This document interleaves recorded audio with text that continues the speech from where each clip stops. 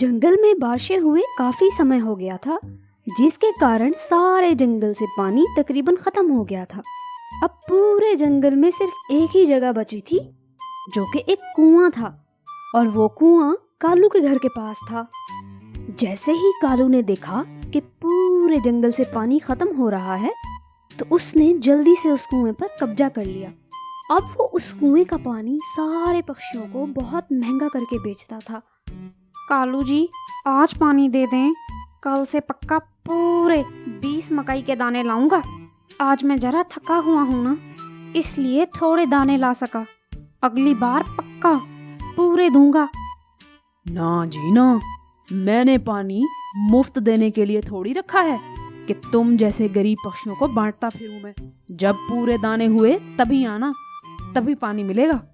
तभी वहाँ बबली भी कालू से पानी खरीदने के लिए आ गई थी, जो कि पूरे 20 मकई के दाने लाई हुई थी। ये लो कालू, 20 मकई के दाने हैं और मुझे पानी दे दो।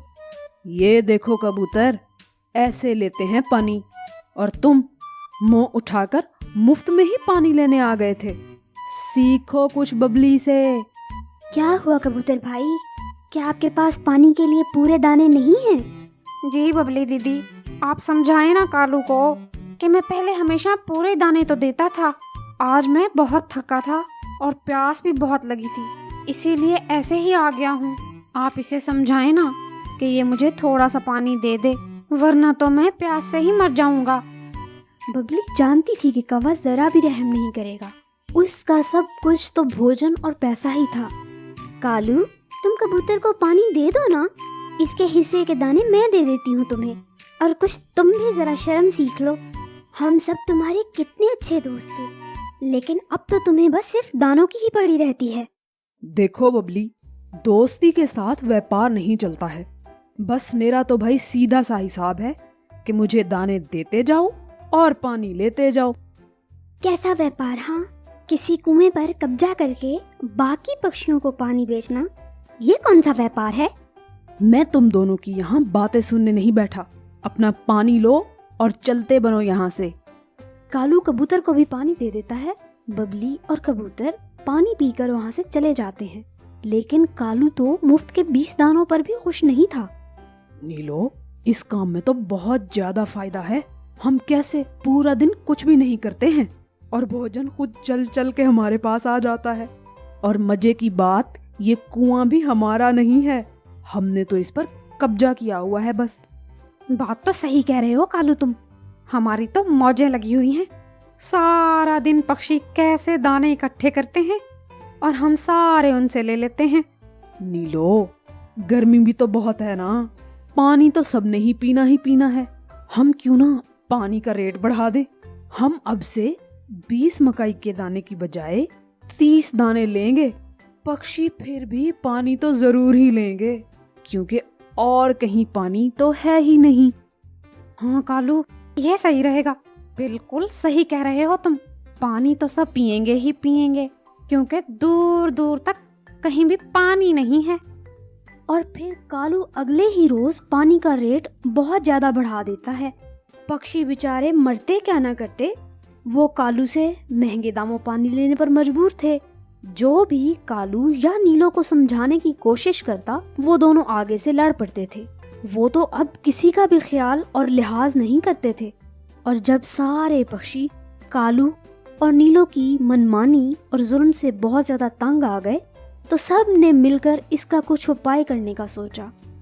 मैंने सब पक्षियों को इसलिए इकट्ठा किया है कि मिलकर कालू के जुल्म का कोई हल निकालें और पानी का कोई बंदोबस्त करें, वरना कालू तो ऐसे ही मासूम पक्षियों को लूटता रहेगा।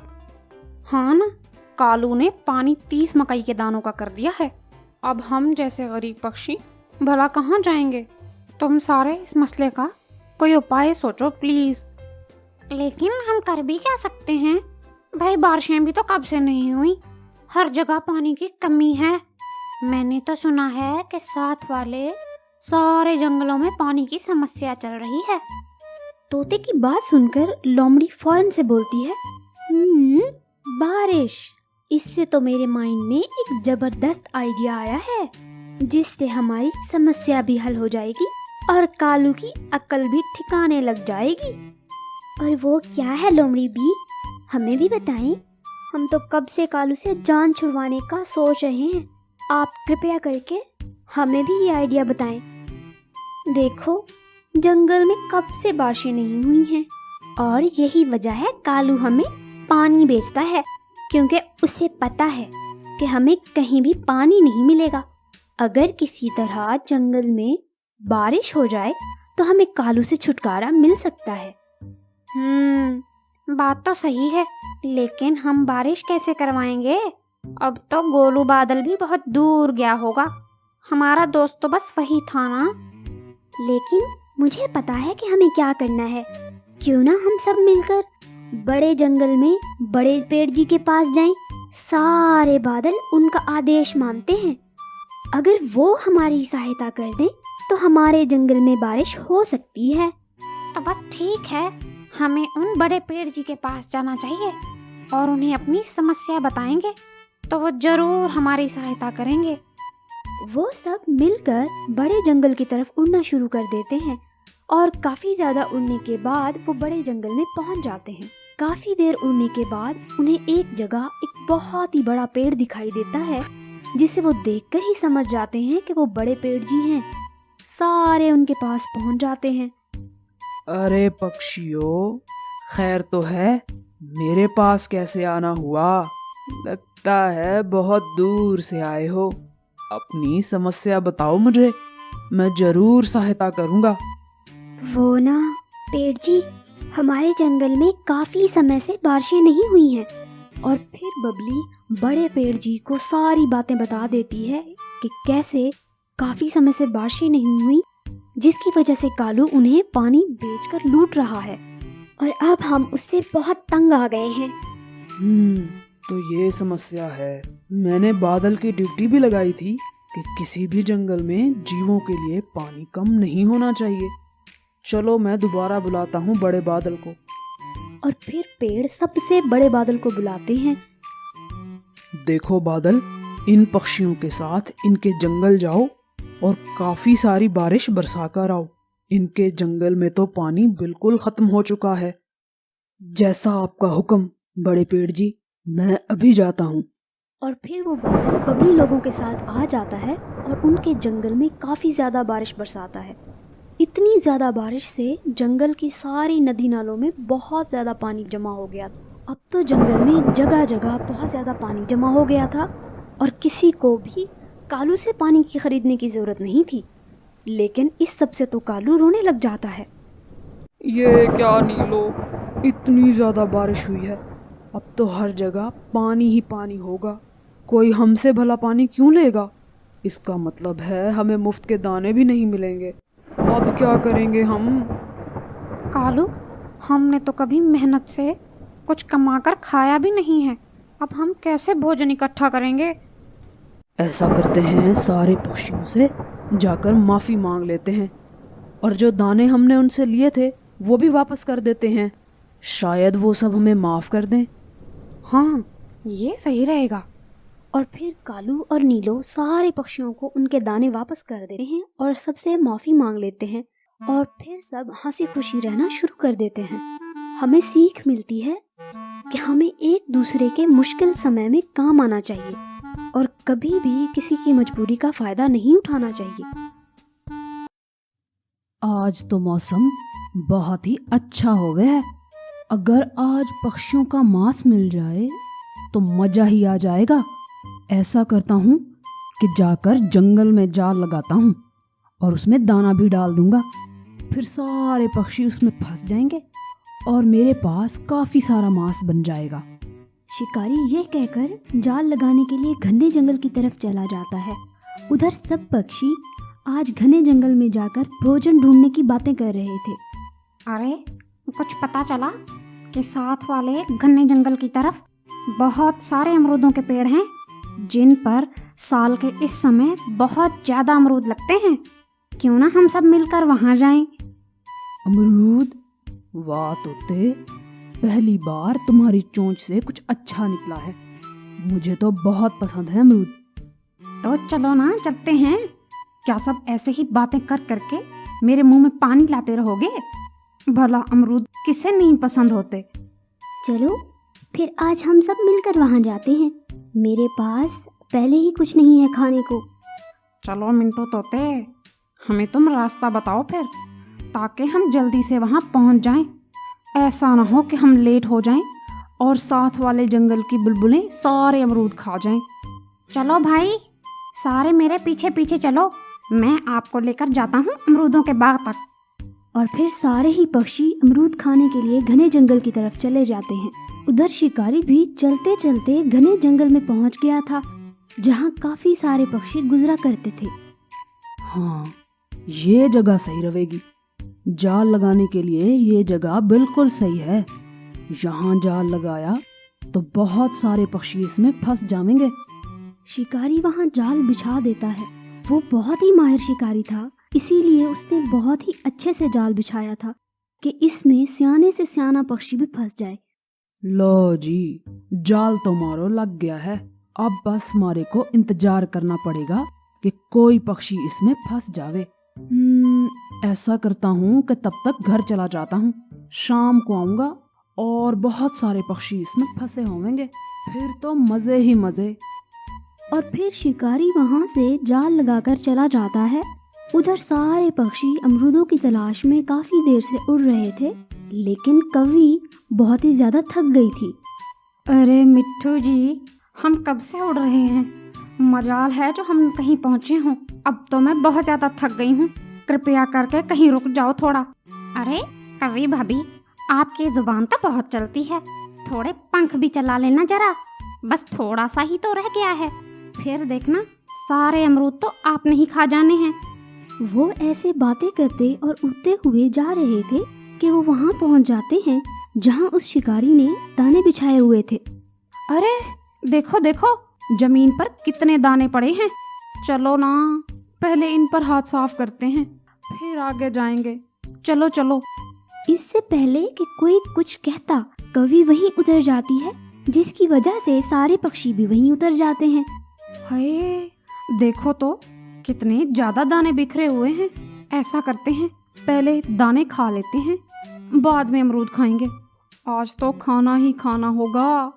लेकिन उन सब में बबली कुछ समझदार थी, इसीलिए वो फौरन बोल पड़ती है। देखो सब पक्षियों, मुझे ये बिल्कुल भी सुरक्षित नहीं लग रहा है।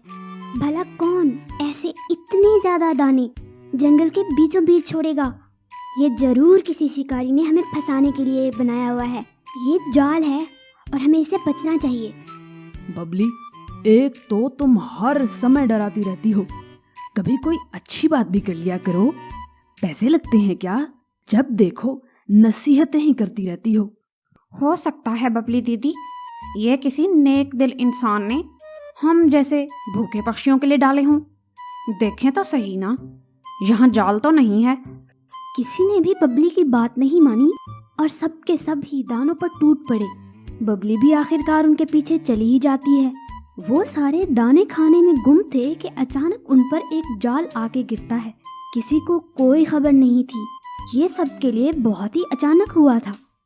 देखा, मैंने कहा था ना कि ये हमें फंसाने के लिए कोई चाल है, लेकिन तुम में से कोई मेरी बात कभी मानता है क्या? अब भुगतो तुम लोग। हाय, ये क्या हो गया है? हम यहाँ फंस के रह गए हैं, तो अमरूद कैसे खाएंगे भला? वो तो कोई और खा जाएगा। कर दी ना बेवकूफ़ों वाली बात। भाई, हमें जान की पड़ी है और आपको अमरूदों की पड़ी है। क्या ही कहने हैं आपके वैसे। भाई वाह।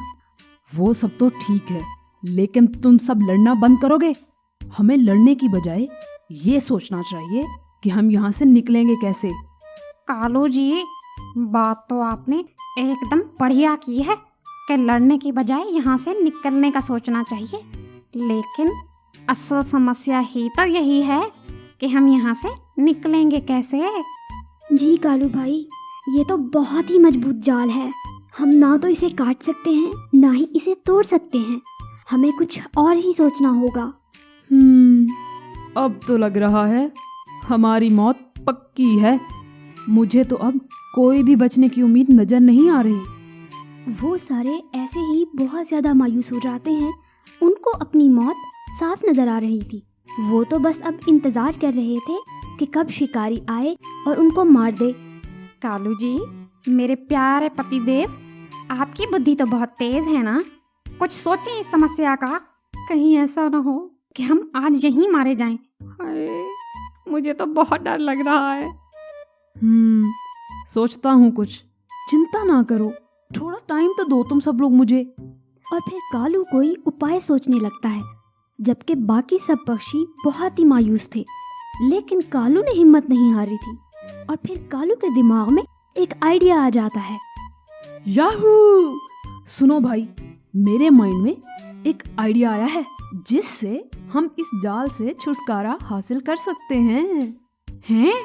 हाय, जल्दी बताओ। देर किस बात की है कालू? कहीं शिकारी ना आ जाए। सब मेरी बात गौर से सुनो। जैसे कि मैंने कहा, ये जाल बहुत ही मजबूत है। हम इसे तोड़ भी नहीं सकते और ना ही इसे काट सकते हैं। लेकिन एक काम ऐसा है जो हम सब मिलकर कर सकते हैं। और वो क्या है कालू भाई? जल्दी बताएं ना, आप भी जानकर नहीं बता रहे हैं। देखो, हम सब ऐसा करते हैं कि पूरा जोर लगा कर उड़ते हैं और सब मिलकर इस पूरे जाल को ही उड़ा कर ले जाते हैं। अगर हम सब ने मिलकर काम किया तो हम इसमें सफल जरूर होंगे, लेकिन सबको मेरी बात पर विश्वास करना होगा। मुझे नहीं लगता कालू जी कि हम इसे उड़ा पाएंगे। ये तो बहुत ही वजनी है और मजबूत भी तो इतना है। तभी वहाँ से एक साइड से शिकारी निकल आता है। पक्षियों को जाल में फंसा देखकर वो बहुत ज्यादा खुश हो जाता है। देखो, वो शिकारी आ गया है। अब हमारे पास सोचने का समय नहीं है। ऐसा करो कि सब मिलकर जोर लगाओ और इस जाल को ही उड़ा के ले चलो अपने साथ। ये शिकारी फिर अपना मुंह देखता रह जाएगा। और फिर सारे पक्षी जब शिकारी को अपनी तरफ आता हुआ देखते हैं तो वो ऐसा समझते हैं कि गोया मौत उनकी तरफ आ रही है। तो फिर सारे मिलकर उड़ पड़ते हैं। जाल बहुत ज़्यादा भारी था, लेकिन क्योंकि सबने मिलकर जान लगाई थी, इसीलिए वो उसे उड़ाने में कामयाब हो जाते हैं। और यूँ सारे पक्षी जाल को ही उड़ा के ले जाते हैं। शिकारी जब ये सब देखता है तो वो पक्षियों के पीछे भागना शुरू कर देता है। ओए चालाक पक्षियों, तुम तो बड़े सियाने निकले। अरे मेरा जाल तो वापस करते जाओ। लेकिन तब तक सारे मिलकर जाल को काफी दूर ले जा चुके थे। और फिर एक जंगल में एक सुरक्षित जगह देखकर वो सारे वहीं पे उतर जाते हैं। अब असल मसला उस जाल से निकलने का था। वो जाल जहाँ पर गिरा था वहाँ पास एक बंदर भी बैठा था। अरे बंदर भाई, आप अपने नुकीले दांतों से ये जाल तो काट दें, हम आपको बदले में केले भी देंगे। और फिर उस बंदर ने उस जाल को काट दिया और वो सब लोग आजाद हो गए। और फिर सारे पक्षी कालू का बहुत धन्यवाद करते हैं कि आज उसकी वजह से सब पक्षियों की जान बच गई। अरे अरे, मेरी वजह से थोड़ी हुआ है कुछ। ये तो हम सब ने मिलकर काम किया, जिसकी वजह से हम आजाद हुए हैं। इसलिए आप सबका भी बहुत बहुत धन्यवाद। हमें इस स्टोरी से सीख मिलती है कि अगर हम किसी काम को मिलकर करते हैं तो चाहे वो कितना ही कठिन क्यों ना हो, हमें सफलता जरूर मिलती है।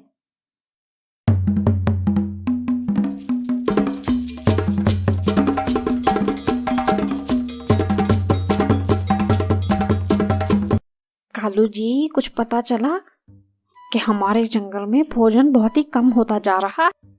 बाकी पक्षी तो दूर दूर से ले आते हैं, लेकिन हम तो ठहरे सदा के कामचोर। हमारा गुजारा कैसे होगा? अरे नीलो, इसमें चिंता वाली कौन सी बात है? मुझे मेरे दादाजी बताया करते हैं कि हमारे पूर्वजों में से कभी किसी कौवे ने भी काम नहीं किया और खुद जाकर खाना तो कभी नहीं ढूंढा। हमेशा हम दूसरे पक्षियों का खाना चोरी करते हैं और खाते हैं। तो हमें भला मेहनत क्यों करेंगे नीलो? समझ गई कालू। आपका मतलब है कि हम पक्षियों के खाने पर हाथ साफ करेंगे। नीलो, तुम तो मेरे साथ रहते रहते बहुत ही शातिर होती जा रही हो। जंगल में आजकल भोजन की बहुत कमी थी। सभी पक्षी दूर दूर से खाना लेने जाते थे, लेकिन कालू और नीलो भला कहाँ मेहनत करने वाले थे। इसीलिए उन्होंने बाकी सब पक्षियों के खाने पर हाथ साफ करने का सोच लिया। बबली दीदी, आज हम पूरब की ओर जाएंगे, वहां से शायद खाने को कुछ मिल जाए। हमारे जंगल में तो सभी खत्म होता जा रहा है। हाँ भाई, मैंने कल सारा जंगल देखा है, मुझे तो कुछ भी ऐसा नहीं मिला जिसको हम खा सकें।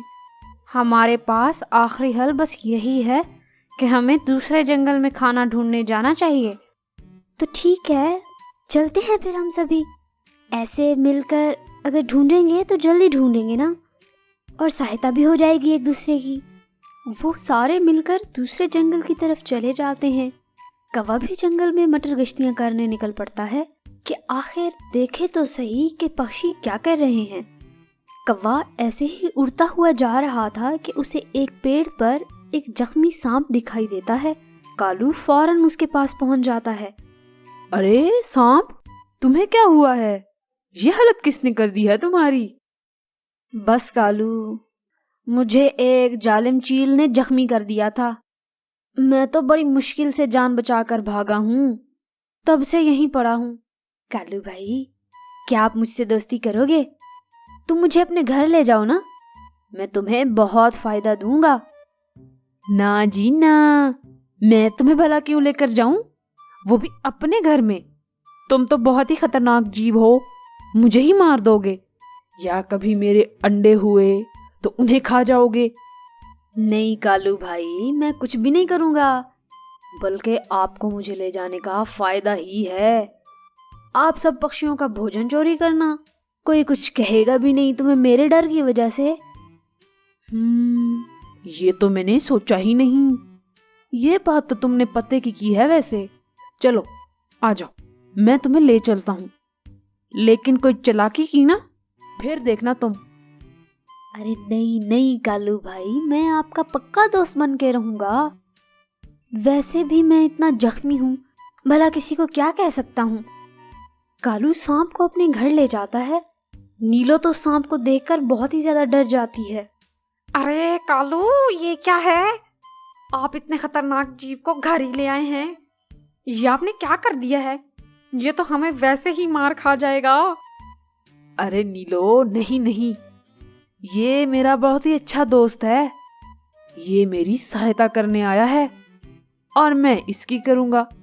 और तुम देख नहीं रही कितना घायल है बेचारा, भला हमें क्या खाएगा?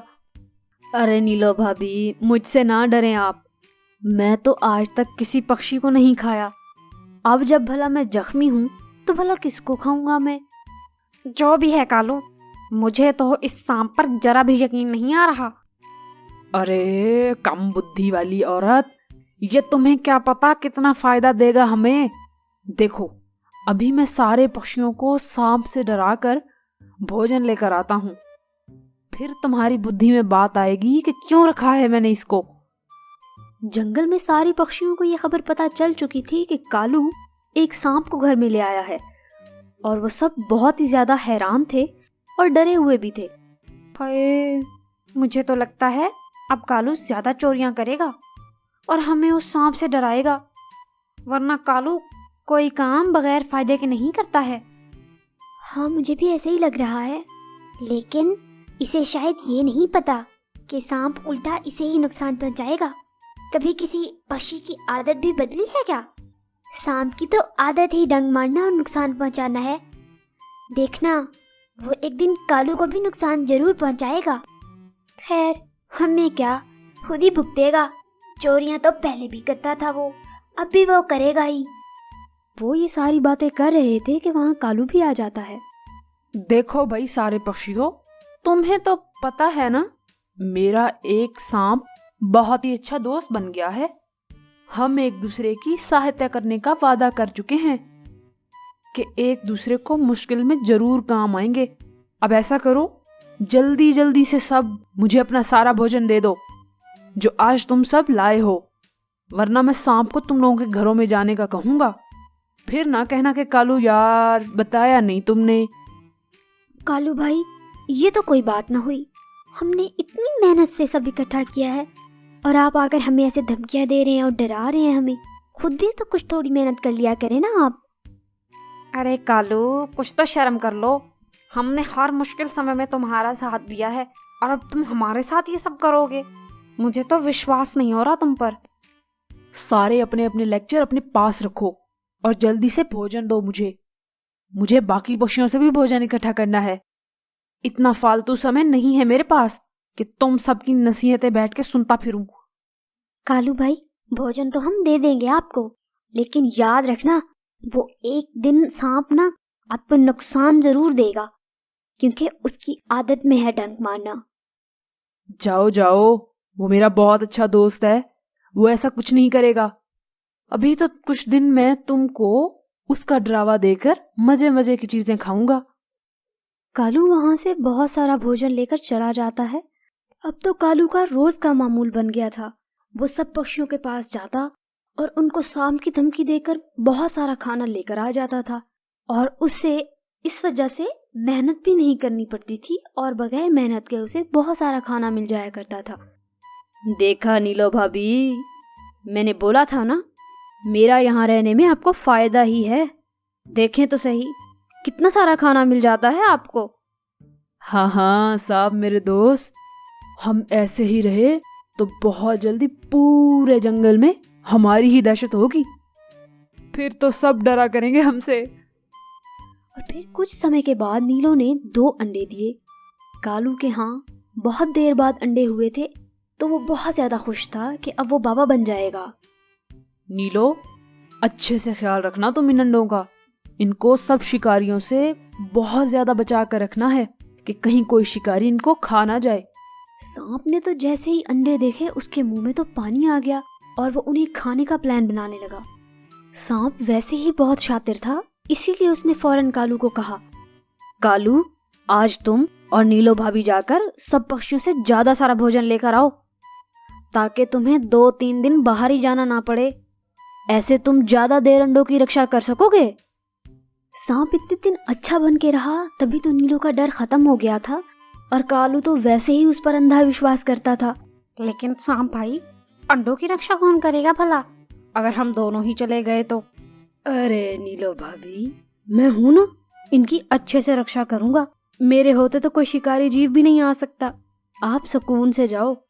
कालू और नीलो दोनों भोजन लेने के लिए घर से चले जाते हैं, और सांप फौरन मौका देकर दोनों अंडों को उठा लेता है और वहां से भाग जाता है, और फिर कभी वहां नजर नहीं आता।